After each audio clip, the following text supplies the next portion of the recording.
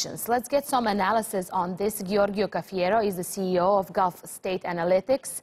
That's a geopolitical risk consulting firm based in Washington, D.C. And he joins me now from Washington. Giorgio, do you think Qatar's Emir will accept this invitation from Saudi Arabia?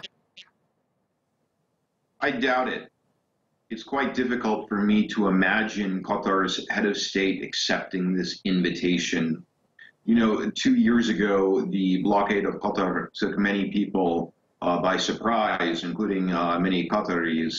Up until, only a few years ago, there was a relatively unified GCC, again, relatively unified, certainly problems between the countries, but it was very easy to imagine all 6 GCC countries' leaders coming together. But, there are consequences for very brash and aggressive behavior. Saudi Arabia, the United Arab Emirates, and some other Arab countries view Qatar as a hostile country, and they have treated Qatar as such. Naturally, Qatar has adapted to new realities. The Qataris don't consider Saudi Arabia to be a friend or a responsible leader in the region. These are a few of the numerous reasons why I think it's very difficult to imagine the Emir accepting this invitation. Giorgio, how did this dispute affect Qatar in the past 2 years and its foreign policy in general? Well, it has prompted Qatar to do more of what initially upset the Saudis and Emiratis, and that is to demonstrate that Qatar is an independent country that is capable of operating with autonomy from the Saudi and Emirati orbits of geopolitical influence. Qatar has moved on. Qatar has invested heavily in its relationships with major countries in the region and the world: Turkey, Iran, Pakistan, Russia, China, also in the Gulf too.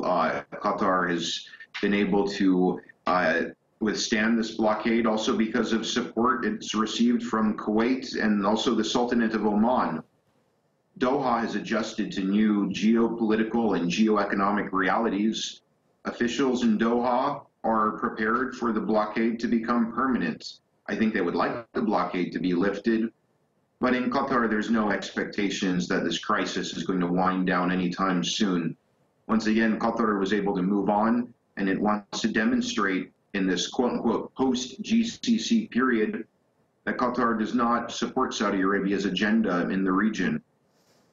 Giorgio, the invitation follows the tensions with Iran, and also it is Ramadan. Is it possible that King Salman wants to unite the Gulf during these times?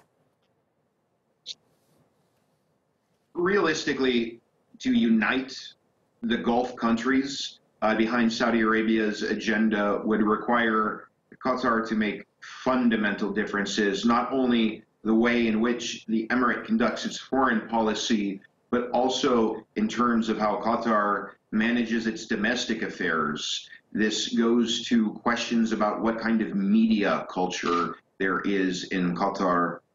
To imagine Qatar jumping on the anti-Iran bandwagon and aligning closely with Riyadh, Abu Dhabi, and Manama would essentially require Qatar to relinquish its sovereignty and make drastic changes in its policies.